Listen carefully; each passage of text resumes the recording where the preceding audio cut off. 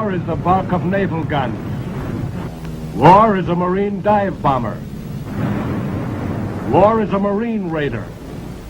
Ask the Marine about war. He'll tell you it means attack, attack, attack. That's the credo of the fighting Marine.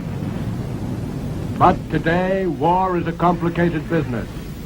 It takes more than a paramarine, a raider, a tank, a mortar squad to win a battle. It takes more than planes, more than sharpshooters, more than spirit and guts. Somewhere between the battlefront and the home front, a tremendous machine of administration is in operation 24 hours a day. The Herculean task of providing proper transportation for troops, of making out reports, of classifying and transferring the thousands of new Marines. The success of a battle 7,000 miles away depends on these people who sort and file away and punch out millions of paper bullets every day. The job of keeping a war machine running efficiently requires the services of thousands of Marines. So vital is this job at home that thousands of fighting men, despite their intensive and valuable training, may never smell the tang of battle. Something had to be done about it. And something was done about it. No one doubted the essentiality of the work at home. At the same time, no one could doubt that a Marine who wasn't fighting was a wasted Marine.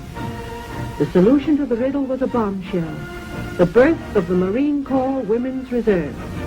Born February 13, 1943, of necessity, the women Marines mushroomed into a sizable force of eager, full-fledged reserves who were ready to step into the breach.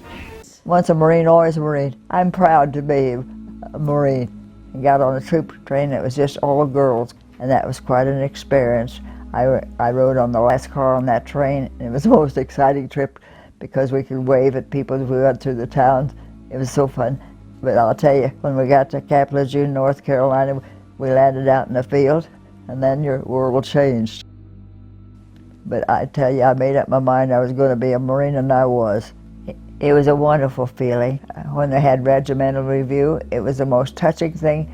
I could still see the girls when they marched on the regimental review. You just made a big lump come in your throat.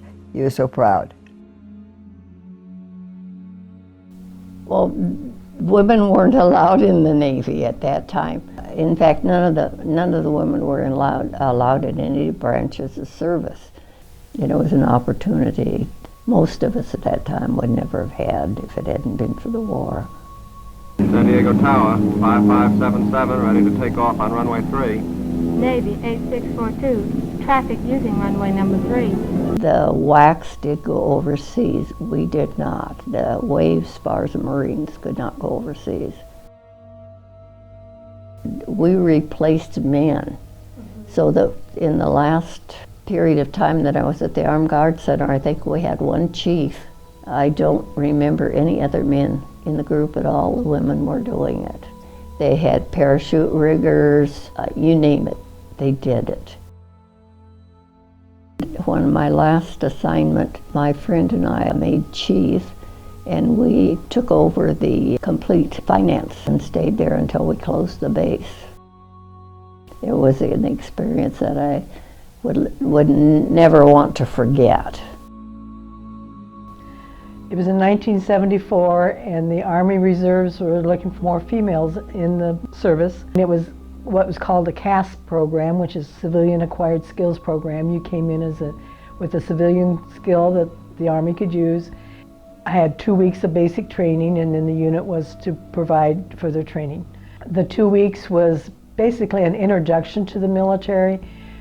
You didn't have a lot of experience. We did PT, we marched, we went to classes, we went to the firing range, and they showed us a M16A1 and said, this is how you fire it, and showed us how that was done. So it was just a demonstration. There was no hands-on for us at all. There was no other women in the detachment that I was in, and I could see they had trouble accepting a female in the unit. But my choice of thinking on that was, that's their problem, not mine, because I have no problem being here. I can uphold my end of the job, and they better learn theirs. So I enjoyed what we did. Do your best, do what you need to do, make sure you know what it takes, and because you don't know what your future is going to bring you. I joined the Kansas Air Guard right out of high school. I went to basic in February of '75. There were distinct differences between basic training for a guy and basic training for a girl. It was kind of the way things were back then anyway. Good grooming and grace in uniform covers a lot of territory. Cleanliness, femininity, makeup, good health habits, and the proper fit and care of your uniform. The confidence course wasn't something that we were allowed to do. We didn't shoot. The curriculum, I think, other than makeup classes and manners and things like that, were very similar, but it was so new, I think, for women. They didn't quite want us to do some of the physical things that the guys got to do. There was still a lot of bias. I started out there as a clerk typist. It's the lowest pay grade in the wing. And that was where some people thought women belonged. Even breaking out of the administrative career field on the military side was pretty foreign to a lot of people. It was all about pay. Should be taking a job away from a guy with a family, that type of attitude. As we proved ourselves that we could do the job, a lot of those guys, those biases went away. But it wasn't too long where I was working at the Air Guard that I had officers encouraging me to go to college. And I got better jobs and more responsibility and military promotions. I didn't want to ever get anything because I was a woman. And then that diminishes what you've achieved because you feel like people don't think you earned it or you deserve it.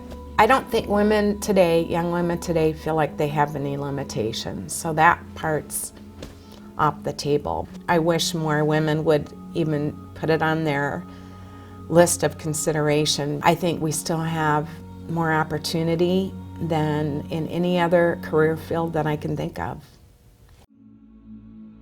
My job is an aerospace control and warning systems operator. It's kind of like air traffic control, but they keep aircraft away and we bring aircraft together. If we're putting bombs on target on the ground, if we're doing data links, that's my specialty. Data links being what drives the war nowadays. That's the stuff that I did for about 7 years, and now I'm a crew supervisor, so I oversee the operations of our whole surveillance team. My dad said that I needed to stay home and raise babies and cook food in the kitchen because that's where he thought women belonged.